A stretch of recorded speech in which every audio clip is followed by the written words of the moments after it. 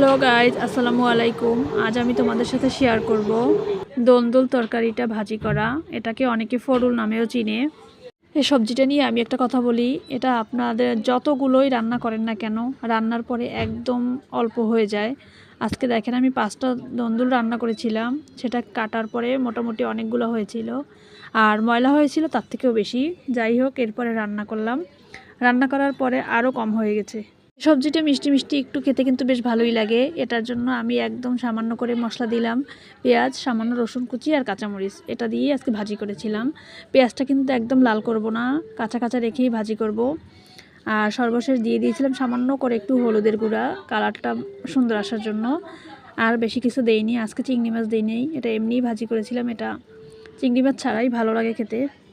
আপনাদের কার কাছে এই তরকারিটা কেমন লাগে? আমার কাছে মোটামুটি ভালোই লাগে, মিষ্টি মিষ্টি, একটু ঝাল যদিও বেশি দিতে হয়। আজকের ভিডিওটা এতটুকুই। আল্লাহ হাফেজ।